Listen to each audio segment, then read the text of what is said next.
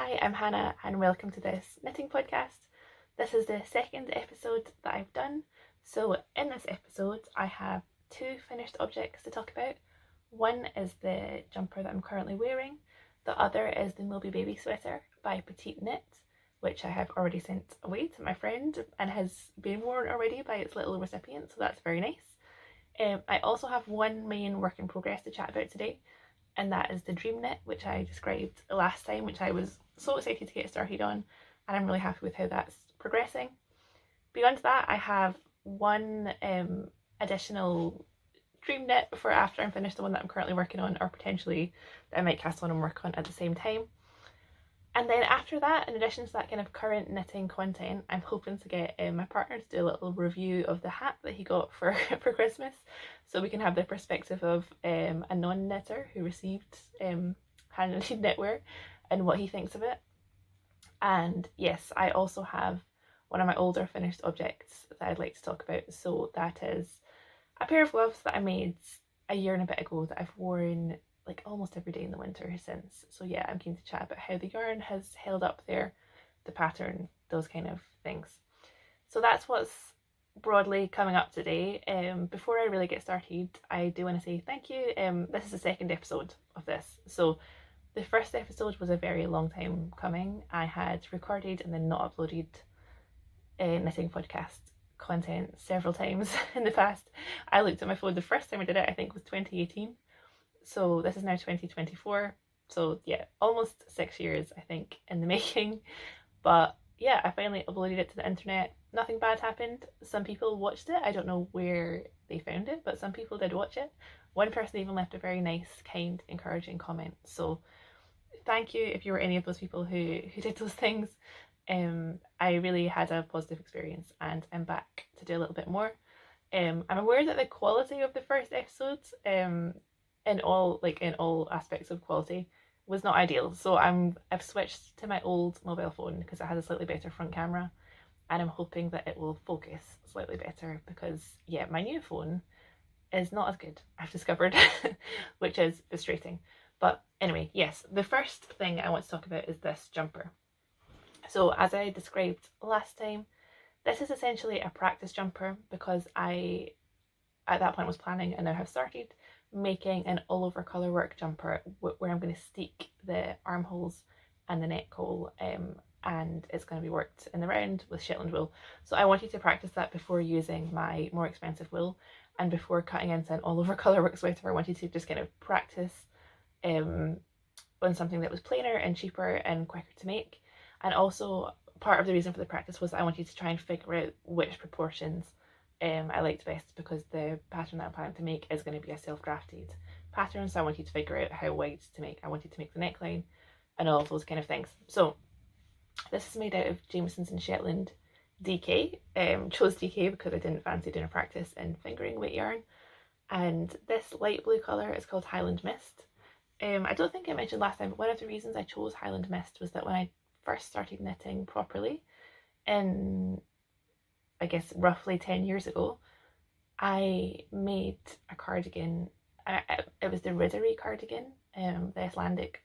In fact, it might be the Ravelry jumper that I steeked and cardiganized. That might make more sense. But in any case, it was that pattern, and I had bought kind of cheap Shetland wool off eBay for the main colour. And for the other colours, I did things like Ravelry trading. I was a student, so I didn't have loads of cash to spend knitting. But one of the colours that I got was Highland Mist, and I used it in the yoke, and I really loved it. And at that point, really wanted to use it more. So yes, it's this colour. I'm not sure how well that's gonna show up. Yeah, there we go. So it's sort of lightly heathered. I very much like it. So that's the yarn.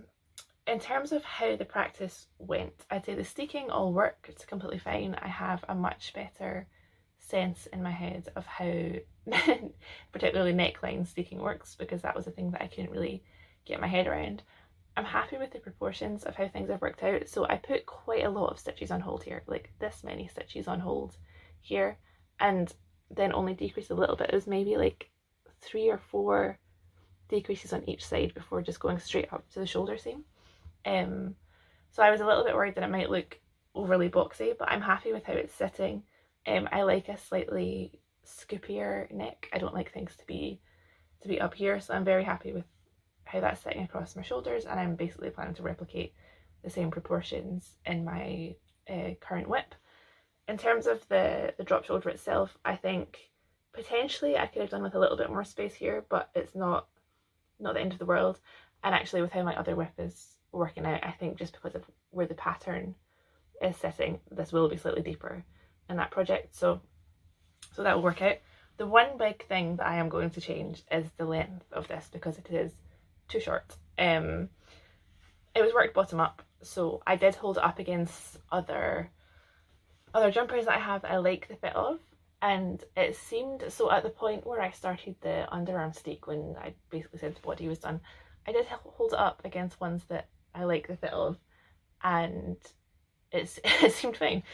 But I don't know, I think it's something to do with this being drop shoulder construction versus the one I held up against was raglan, and it's just sitting differently. So I'm wearing high-waisted jeans at the moment. I'll stand up so you can see where it's sitting. It does, it basically kind of hits right at the top of the waistband, which is right on the line of whether I think it's kind of okay or not. I've worn this to work, I've worn it out and about. I'll definitely still wear it, but I think I would prefer the fit of it if it was like this much longer. And I think whilst I still wear it, like kind of knowing myself, I know I would wear it more if it was just a little bit longer. So that's one edit that I'm definitely planning to make when I come on to, or actually that I've already made in my current whip, which is my dream jumper. So yes, all the same, like, I mean, very happy that I made this, although it was kind of a practice. I get a bonus jumper at the end of it, so can't really ask for more than that. So the other finished object, I don't have any more, but if I manage to figure out editing, I'll hopefully be playing footage of it on the screen now. So yeah, this was the Moby Baby sweater by Petite Knit. I discussed it last time, so I won't go into too much detail. It's made of the same yarn as this jumper, the Highland mist colour of the Jamiesons of Shetland DK. Yeah, I really quite enjoyed the process, although it's a relatively complicated pattern in that it has cables and it has cross stitches and things like that. It was really well written. I mean, I know that's kind of, I guess, to be expected because it's a Petite Knit pattern, and the Petite Knit's kind of a major brand in knitwear design, so yeah, you'd kind of expect that it was well written, but it really was well written, and I'm glad that I purchased the pattern because I'm sure that I'll make future editions of it for either the same baby or other babies in my family and in my friend group. So yeah, that was a really positive experience. The baby, so I was worried when I was making it that it wasn't going to fit, because I was worried it was going to be too small, because at the point that I sent it to my friend, her baby was about 4 weeks old, and I'd knit the size that said 1 to 3 months, and he was also born kind of on the larger side, so I was worried that he wasn't going to get anywhere out of it. I blocked it relatively aggressively, partly because it was cables and partly because I was worried that it was small, so I stretched out a fair bit when I was blocking it. But yeah, I've been sent a picture of my friend's baby wearing the jumper. He wore it out to the shops and he had little matching blue socks on, and yeah, it's too big for him, so that's great news.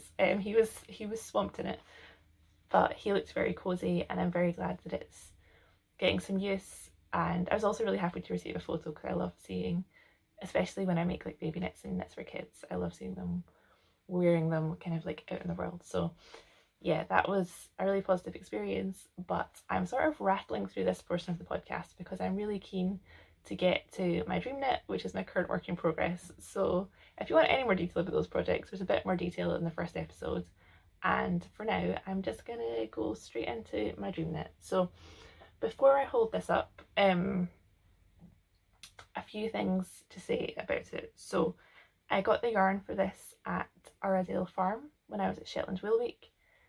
I'd been wanting to go to Shetland Wool Week for a very long time. I finally went, and before I went, I knew I had this jumper in mind. I had the chart on Excel. I knew what I wanted to make. It is based on gloves that were worn by the character Lyra in the first series of the His Dark Materials TV show based on the Philip Pullman books. So that was kind of the inspiration. Initially, when I watched that series, I made gloves, based on charts that I'd made in Excel. I've slightly amended those charts, and I've also kind of drafted up, based on this practice, a drop shoulder construction to put the charts onto. So if I hold up now, this is where I've got to. This is the body up to the armholes, essentially. I've just cast on the armhole steek stitches. I have some stitches here on hold, and these are the steek stitches here. So yeah, extremely happy with how this is going. Yes, so last time, I hadn't started this yet, and last time was maybe less than a month ago. It would have been 3 or 4 weeks ago that I last filmed, and I was desperate to start on this, but I hadn't started yet. At that point, I thought this was going to take me a really, really long time. I kind of had my rough knitting plans for the year, and I thought if I only finish one garment this year, it might as well be this dream jumper. And that's fine if that's the only thing I'm able to finish, because I thought it's fingering weight, it's all over colourwork, it's a self-drafted pattern that I'm bound to have issues with, it's going to take ages. So I can't believe that the whole of the body to the armholes is done, to be honest. That's mind-blowing to me, and I think it's been quite kind of like popcorn knitting, if that's the phrase. So there's a few reasons why I'm really rattling through it. One is just that I really love it. So obviously if you really love something, I want to wear it, I'm motivated to work in it. The other thing is that, so because the pattern's kind of in these sections, it's kind of like stripes, and that my brain just wants to get to the next one. And so one of these blue or red sections here, or like half of this bigger section, is roughly what I can knit like of an evening if I have a bit of knitting time. So it's been very, there was a time when I was basically doing one per day, and that was making it go really quickly and felt quite like dopamine-y and rewarding to have like a complete section done each time I sat down to work on it. And yeah, the other reason why I've been kind of really motivated is that, not so much anymore, but definitely whilst I was doing kind of this whole section, I was worried that I didn't have enough yarn. So I bought, I think I have enough of the red and the blue. In fact, I definitely have enough of the red and the blue, because I got 4 balls of each of those, and I'm still on the first for both of them, so definitely enough. The green and the yellow there, I got 1 ball of each, but they look like they've barely been touched, and it's only for these middle stitches that that gets used, so that'll be fine. The one I'm worried about is this kind of creamy white colour. So I bought 3 of these. I do think it'll be fine now, because this is still the first one. So I've got up to my oxters, and this is still the first ball. So I think it'll be fine, but initially I just wasn't sure, because it seemed like, especially starting with this section which uses more white, it just seemed like it was going really quickly. And I think once I'd done more of it and started looking at it, I was like, oh, the white is actually in every section. And I bought less of that than the blue and the red. My rationale originally for getting less of it was that it's a background colour, but especially when you look at it from a distance, there's quite a lot, like it's quite a heavy colour in these sections, and that is using quite a lot of yarn. So I was racing through to try and get a sense of how quickly this would run down, but it seems fine. So yes, that's kind of the thought process. The thought processes that have been pushing me to knit really quickly. Things to say about the yarn. So although this was kind of a special yarn that I had been wanting to get for a while, and I knew that I wanted to use for this project, I had never actually tried it before, so I bought quite a chunk of it before having ever used it. But luckily that's all worked out. I really like, I'm really enjoying working with it. I think the finished fabric is coming out really nice. So I'm using a 3mm needle. I think they recommend 3 to 3.5, and with colourwork potentially 3.5 might have made sense, but no, I'm happy with the density of the fabric. One thing that I didn't expect is that it leaves my hands feeling a little bit tacky after knitting with it, so I'm not sure if that's because of lanolin content or if that's because of spinning oil. It is spun at the New Lanark Heritage Mill. The other New Lanark yarns don't have that feeling, which makes me think maybe it is something to do with lanolin as opposed to spinning oil, but I don't know. Either way, I don't mind it, but I think that the garment, once it's washed, will be even nicer, because whatever that is will sort of be less prominent after that first wash once it's blocks. And I'm really excited to see how the colour work blocks out. So yep. Other things to say about this. So because it's a self-drafted pattern, I had the whole fankle around proportions and streaking and things like that, but there were quite a lot of other things that I kind of had to consider, some of which I considered from the outset and some of which I'm kind of realising as I go. So one of those was the distribution of the motifs. So essentially trying to figure out how I wanted things to line up. So I've lined up the main X with the crossing point of this motif and with the middle of this window. Overall, I think I'm happy with how I chose to distribute things. I did kind of on Excel move things around and shift things so that they lined up differently. There was one area, yeah, so overall I think it was the right call because of how everything else lines up. But having this kind of middle stitch and this middle stitch, once I did it, I was a bit like, I don't know if I would maybe have shifted this window motif over a little bit, but no, I'm going with it. Like I still definitely like it. The other thing I was trying to consider was what I wanted here, so which motif I wanted to centre. So I chose, this is kind of the traditional Shetland X's and O's type deal, so I chose to centre one of these crosses here. And I think the way it's working out, I'll be starting to pick up for the neckline, excuse me, to pick up for the neckline kind of here, once I do that motif again. So yeah, there was quite a little bit of sitting and staring at it and considering what to do next.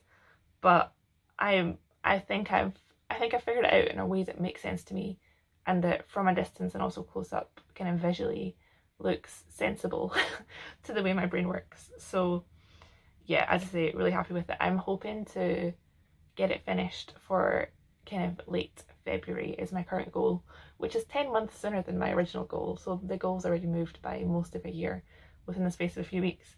I don't know if that's going to be possible. If it's not possible, that's fine. Basically the reason for that is just that it's my birthday and we're hoping to go on a wee trip. So if I don't make it, that's completely fine. But yeah, the other thing this has done is that it's really given me a desire to knit more fingering weight Shetland jumpers, because recently I've made fingering weight gloves and things like that.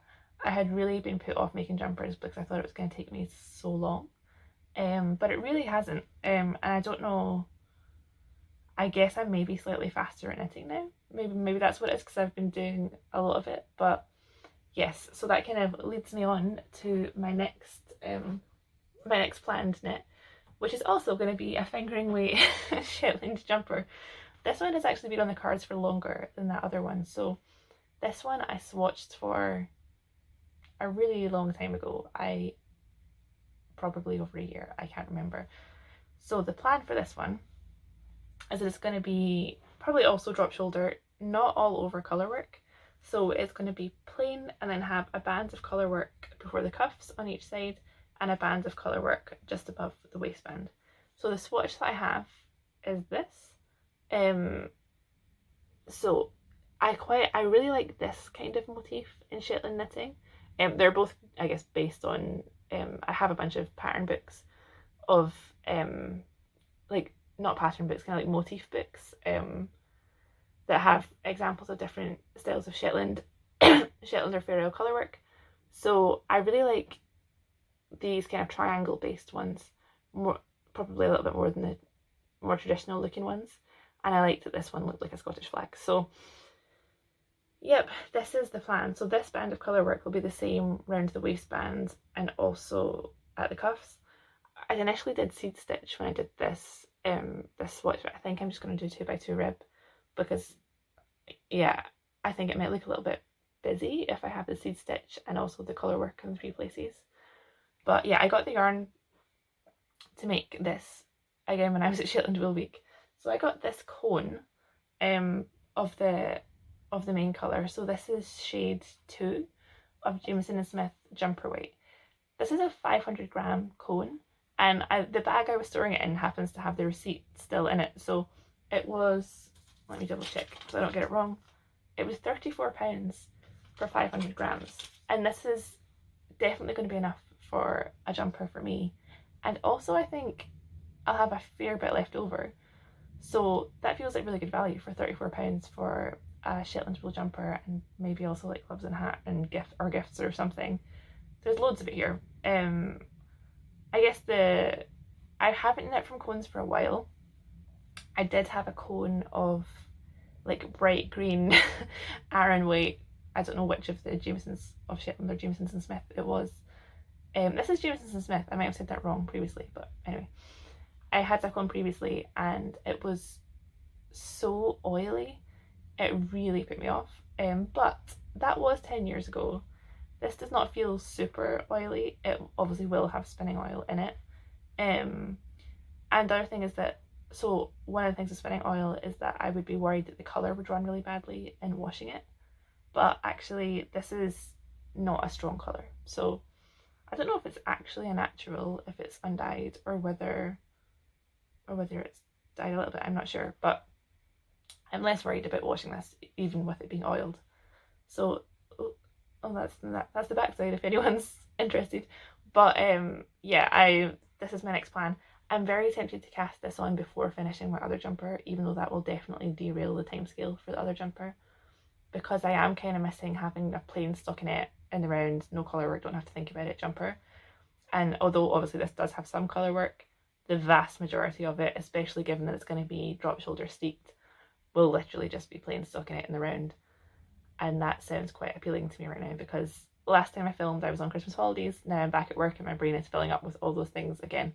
So yeah, plain stockinette sounds quite appealing, and I might cast that on tonight, even though I know that I shouldn't, because yeah, it's kind of what my hands and my brain feel like they want and need. So yeah, this is the next plan that I have.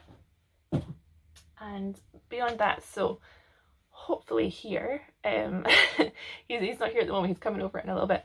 Hopefully here I'll be able to insert a review from my partner of the hat he got for Christmas. So yeah, hopefully that goes here.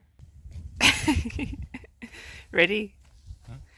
Okay, Nicholas, move your hat down a little bit.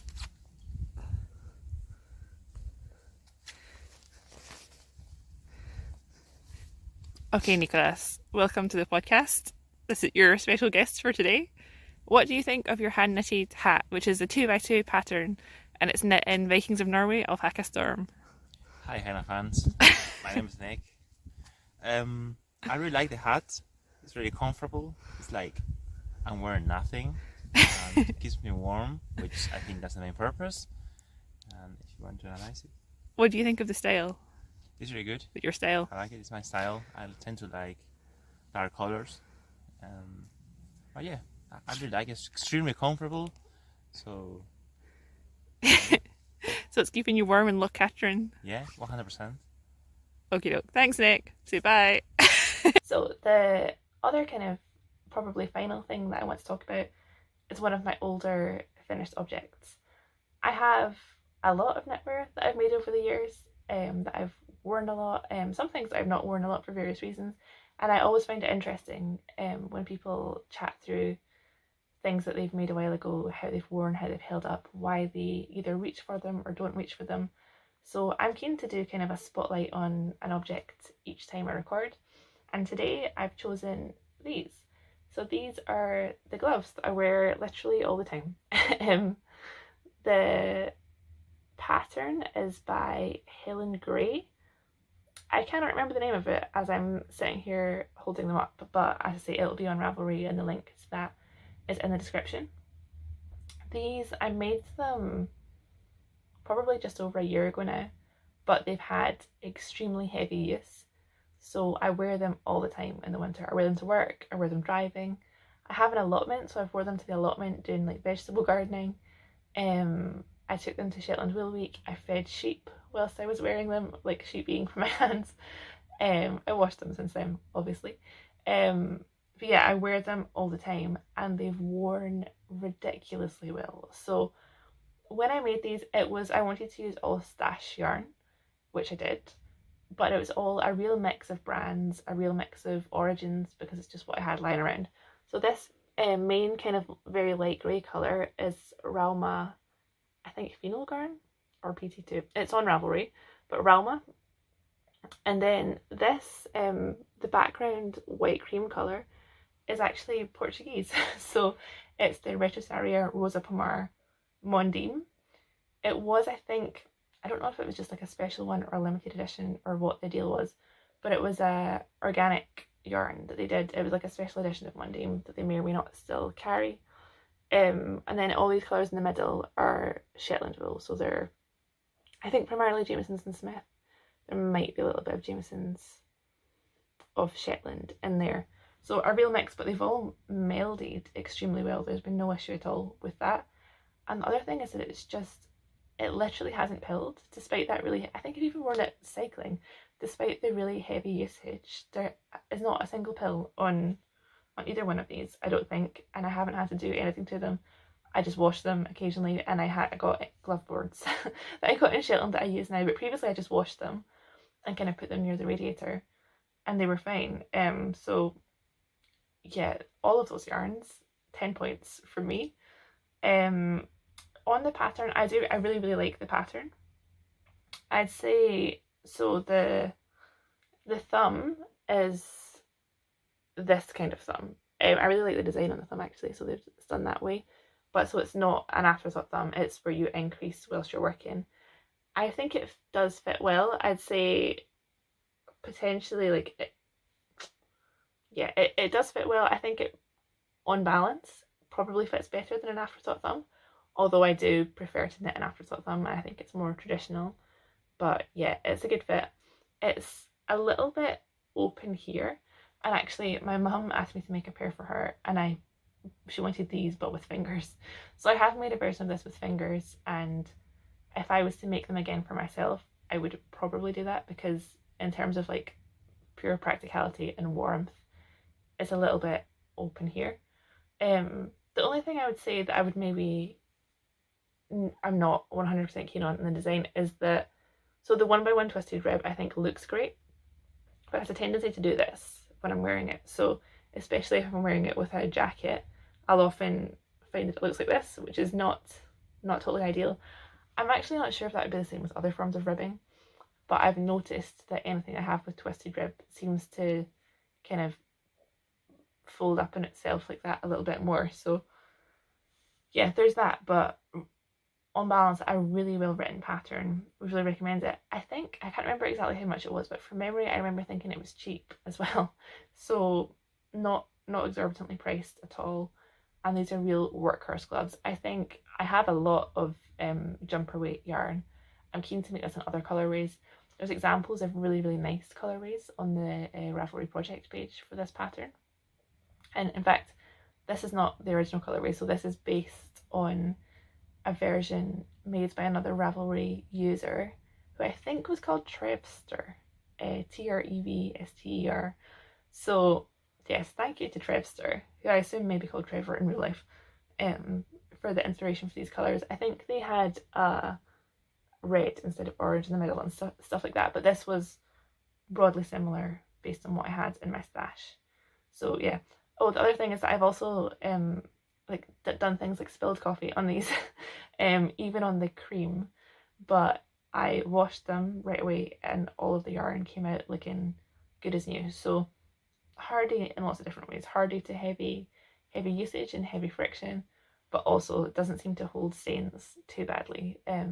Whereas coffee and other knits, kind of more store-bought knits, really can wreck in it, whereas these seem fine. So I don't know what that's about, but I'm happy that that's how it worked out. So yeah, I think that is pretty much everything that I was keen to chat about today. I'm really enjoying doing this, so I'm hoping that I'm gonna keep it going. But for now, it's a really beautiful sunny weekend.